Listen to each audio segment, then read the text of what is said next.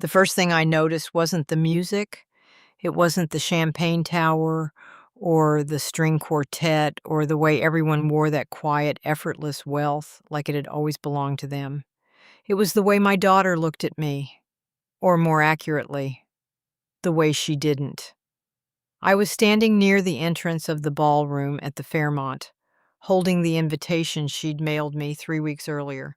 Cream cardstock, gold lettering. You are cordially invited to celebrate the engagement of Olivia Carter and Benjamin Whitmore. No mention of mother, no mention of family, just my name, Margaret Carter, like I was anyone else. I hadn't seen Olivia in almost a year, not since she'd moved to Boston with Benjamin.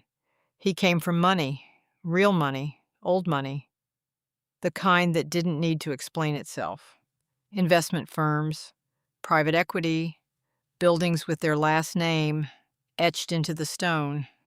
The kind of money that changes how people walk into rooms, and apparently how they walk past their own mother.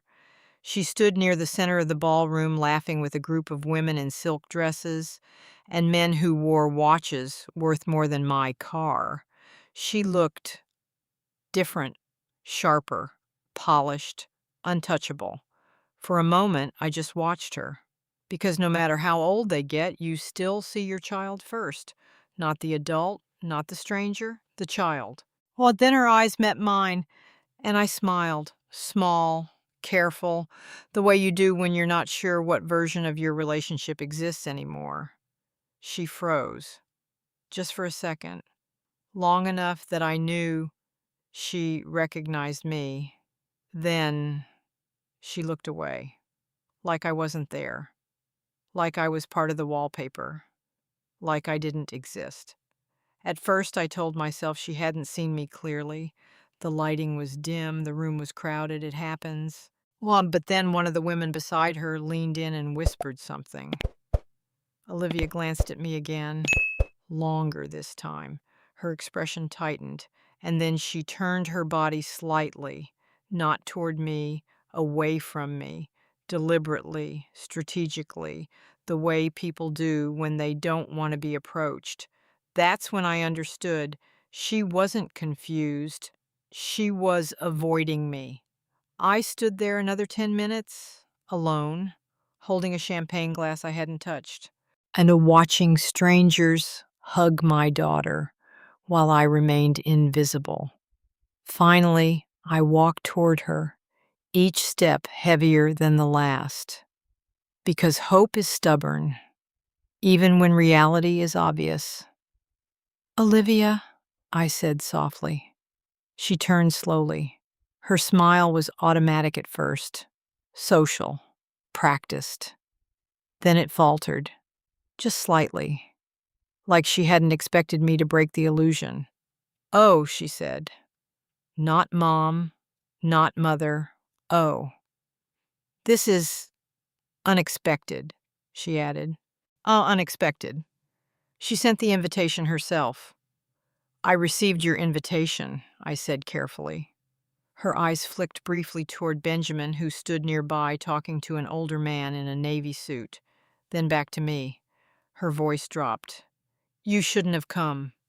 The words landed like ice water. "I thought you wanted me here." Her jaw tightened. "It was a courtesy." Courtesy? Not love? Not family? Courtesy? Behind her, Benjamin glanced in our direction. His expression curious, assessing. She stepped closer to me quickly, her smile frozen in place for anyone watching. "We'll talk later," she whispered, but her eyes said something else. "Don't embarrass me. Embarrass her." The woman who used to cry when I dropped her off at kindergarten, the girl who used to crawl into my bed after nightmares, now worried I might embarrass her in a room full of strangers. An hour later, I sat alone at a small table near the back, while waiters circulated with trays of lobster and champagne. No one spoke to me, no one asked who I was, because no one knew. And Olivia never told them. Then I overheard something. Two men standing behind me, voices low. "Whitmore family's covering most of it," one said. "Still," the other replied. Her side committed to 350. 350. $350,000. My chest tightened. Her side. She didn't have that kind of money, not even close, which meant only one thing: she'd promised something she couldn't deliver.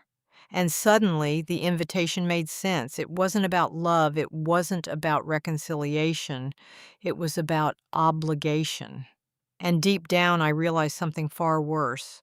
My daughter hadn't invited me because she wanted me there. She invited me because eventually she was going to need me. I should have left. Any sane person would have walked out of that ballroom, handed the valet their ticket, and driven home with whatever dignity they had left.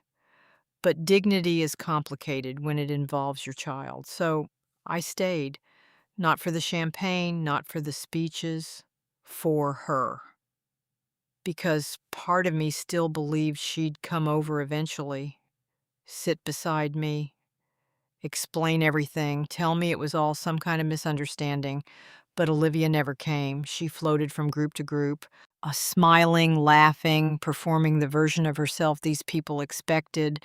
Every once in a while, her eyes flicked toward me, quick, nervous, like she was checking to make sure I was still behaving, still quiet, still invisible. Around 9, Benjamin tapped his glass with a fork. The room softened into silence. He stepped forward, arm around Olivia's waist, confidence radiating off him like heat. I just want to thank everyone for being here tonight," he said smoothly. "This is the beginning of something incredible." Polite laughter. Applause. He turned slightly toward an older man standing near the front. Tall, silver hair, expensive suit that fit like it had been measured in millimeters. His father, Richard Whitmore.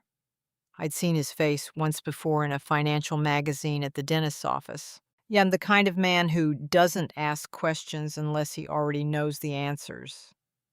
And of course, Benjamin continued, none of this would be possible without our families. Families. Plural. The word echoed strangely in my chest. Richard stepped forward next.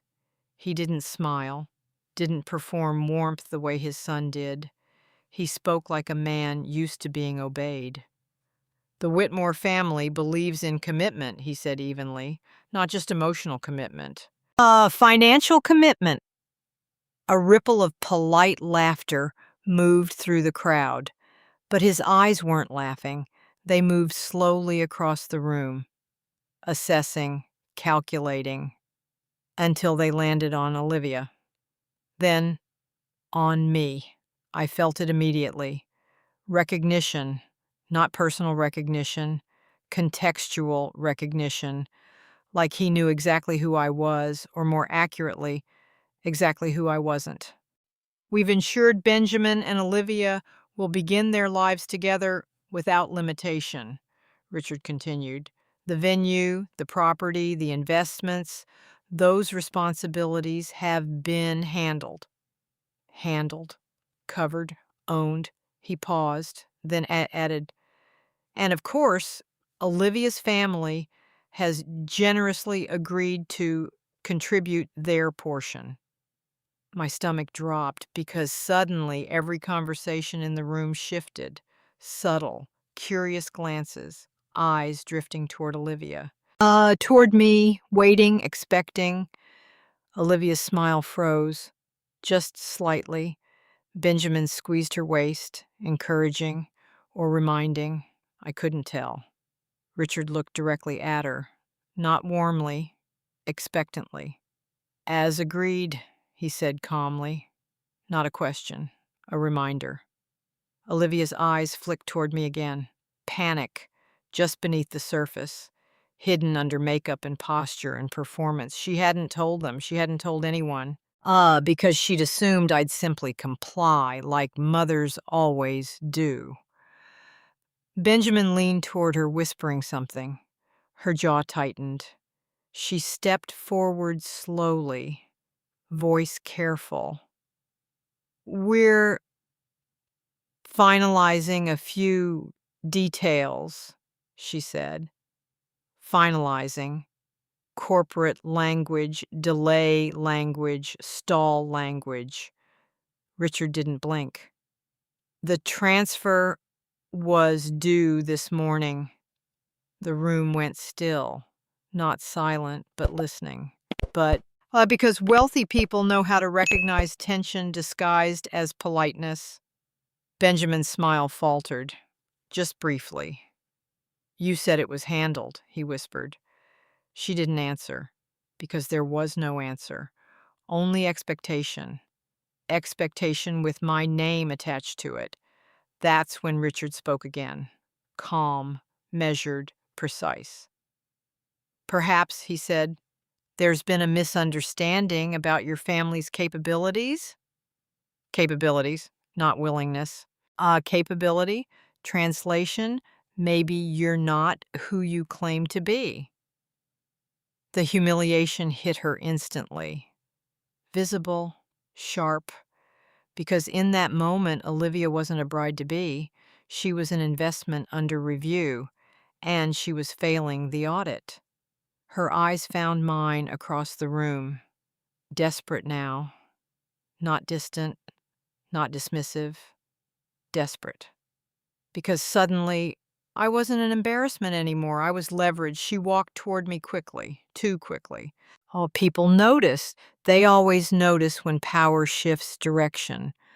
"Mom," she said quietly. "Mom." The word returned like it had never left. "I need to talk to you." Not, "I'm sorry." Not, "I missed you." I need. We stepped into the hallway outside the ballroom. The music faded behind us. She turned toward me, breathing uneven. "Why didn't you answer my calls last month?" Calls she never made. "You never called," I said calmly. Her face tightened. Like truth was inconvenient. "I assumed you understood," she said. Understood what? That I needed the money? There it was. No apology. Just expectation. Expectation built on history, on sacrifice, on motherhood.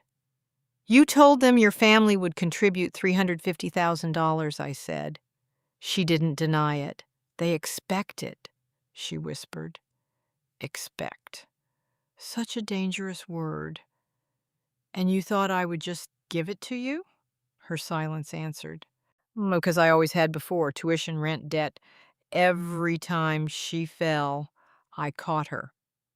And somewhere along the way, she stopped asking and started assuming. Inside the ballroom, laughter resumed, champagne glasses clinked, life continued. But in that hallway, everything had changed, because for the first time in her life, my daughter wasn't looking at me like safety. She was looking at me like survival, and I realized something she hadn't. The money she promised them was never hers to promise, and what she didn't know yet was that I'd already made a decision, one that would change her life and mine forever. We stood in the hallway outside the ballroom, the muffled sound of laughter and champagne drifting through the closed doors behind us. Olivia crossed her arms tightly, like she was trying to hold herself together. "They're expecting the transfer tonight," she said. Not hoping, not asking. Expecting. I studied her face. Perfect makeup, perfect hair, perfect posture. But underneath it all, fear, real fear. "Why would you promise something like that without asking me first?" I said quietly. She exhaled sharply, frustrated. "Because I knew you'd make it complicated." Complicated. Such a convenient word for boundaries. "You've always helped me," she continued. "I didn't think this time would be different." There it was. Not gratitude. Not appreciation. Entitlement. built slowly over years of sacrifice she never fully understood. $350,000 isn't a small favor, I replied. It's not about the money, she said quickly. That was a lie. Everything in that building was about money. It's about belonging, she added. That word hit differently, because suddenly this wasn't just financial, it was personal. They don't see me as equal, she admitted quietly. Her voice cracked slightly. For them, everything is measured. Worth, status, contribution, value. And she had promised them proof she deserved to be there. Benjamin's father paid for the property, she said, the house in Weston, one of the wealthiest towns in Massachusetts. Average home price well over $2 million. He structured it as a shared asset, she continued. Our families both invest. So it feels balanced. Balanced. Except she had no investment, only expectation. They think my side is contributing $350,000, she finished. My side. Not her side. Mine. I leaned against the wall slowly. And you let them believe that? She didn't answer. Because silence was easier than truth. Why didn't you just tell them the truth? I asked. Her jaw tightened. You don't understand how these people think. No, I understood perfectly. I'd spent 30 years working administrative roles inside law firms, filled with men exactly like Richard Whitmore, men who didn't measure character, only leverage. They don't marry for love alone, she said quietly. They marry for alignment. Alignment. Financial, social, strategic. And where do I fit into that? I asked. Her eyes flicked toward mine. For a moment, she looked like the little girl who used to cry when she lost her favorite toy. And then the moment passed. You were never supposed to be part of it, she said softly. The words landed harder than anything else that night. Not supposed to be part of it. Not included, not visible, not relevant. That's why you pretended not to know me, I said. She didn't deny it. I didn't want them asking questions, she admitted.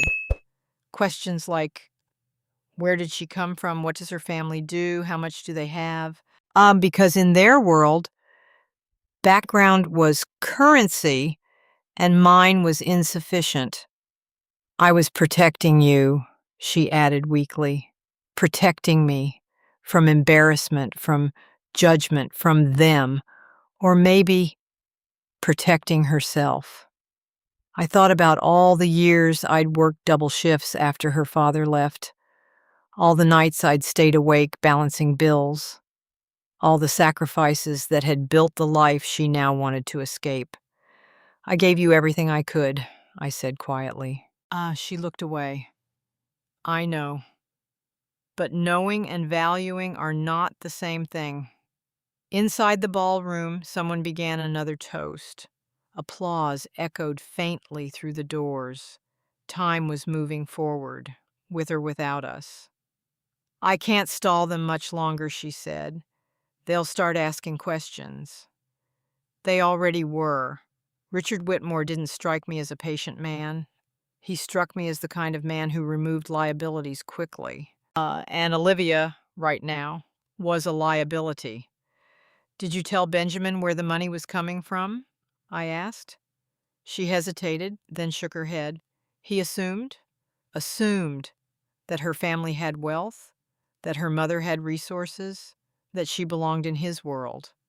Assumptions built on silence, silence built on shame. That's when I realized something else. She hadn't just promised money, she'd promised identity, a version of herself that didn't exist. And without that money, that version would collapse. She stepped closer to me, her voice barely above a whisper. If this falls apart, I lose everything. Everything. House, status, future, marriage, illusion. For the first time that night, she looked small again. Not the polished woman in the ballroom, the child underneath, terrified of losing the life she'd fought to enter. And in that moment, I understood the truth she hadn't said out loud. She didn't invite me because she loved me. She invited me because she believed I was her last solution, her last safety net, her last transaction. What she didn't know was that the $350,000 she was counting on had already been moved months ago into a place she couldn't access. And the reason I moved it was because I'd seen this moment coming long before she did.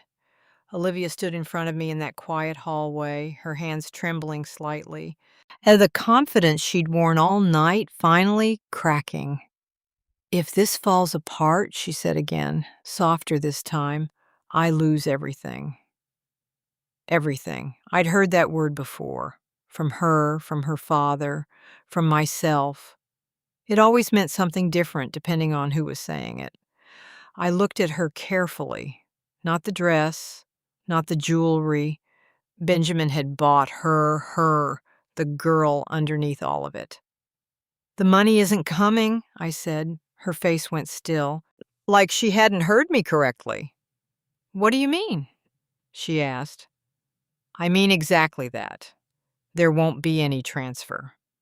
Her mouth opened slightly, closed, then opened again. "You have it," she said. Not a question. An accusation disguised as certainty. "I did," I replied calmly. The distinction mattered. Did, past tense. Her breathing quickened. "You always saved," she said. "You told me yourself." "I had.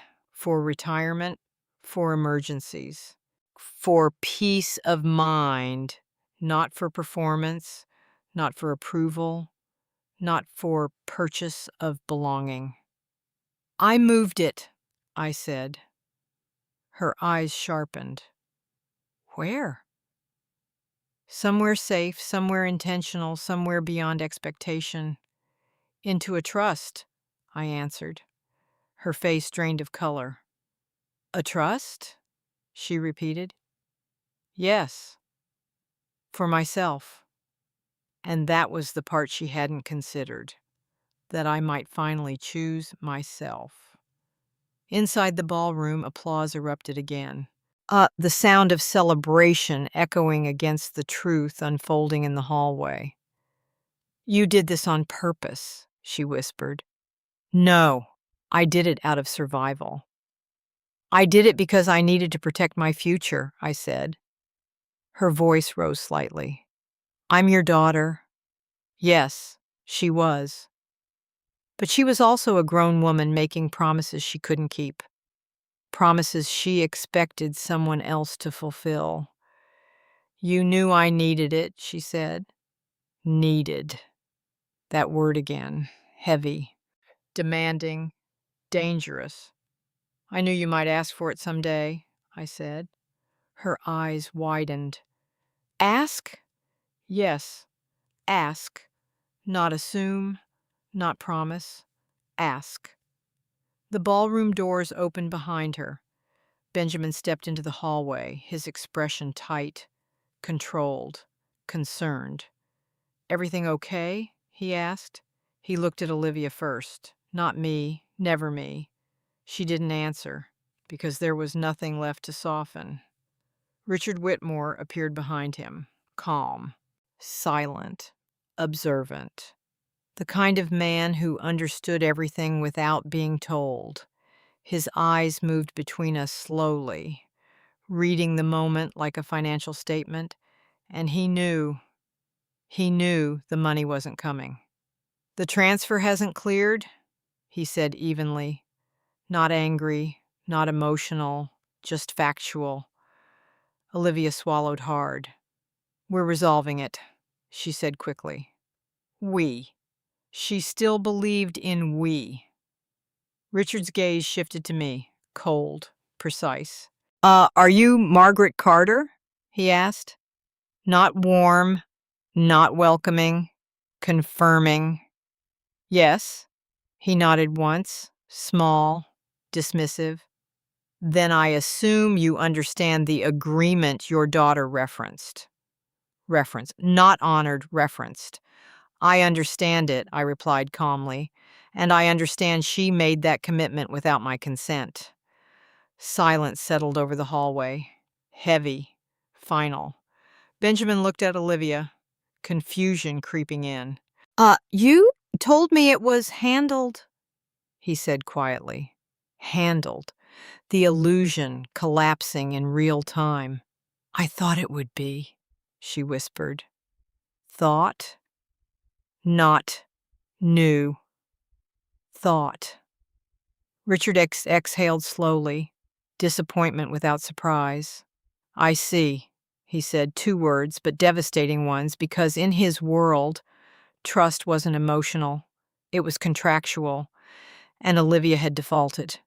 Benjamin stepped back slightly, not dramatically, just enough to distance forming where closeness had been. Subtle, but unmistakable. I need some air, he said quietly. Then he walked past both of us, not touching her, not reassuring her, just leaving. Olivia stood frozen, watching the life she'd constructed begin to fracture. You're ruining this, she whispered to me. No, she'd done that herself. With silence, with shame, with promises built on someone else's sacrifice. I spent my whole life making sure you had choices, I said gently. Her eyes filled with tears. And now you won't help me? I paused, long enough to make sure she heard the truth. I am helping you. She frowned, confused, angry, hurt. How? By making sure the life you build is one that actually belongs to you. Not borrowed, not purchased, not performed, earned, owned, real. She didn't answer. Yeah, because the truth doesn't comfort immediately. It settles slowly, painfully, permanently. I left the Fairmont that night alone. No speeches, no goodbyes, just quiet. The valet brought my car around, and as I drove away, I realized something unexpected. I didn't feel rejected. I felt free. Free from expectation. Free from obligation. Free from the quiet assumption that everything I'd built existed for someone else's future. Weeks later, Olivia called.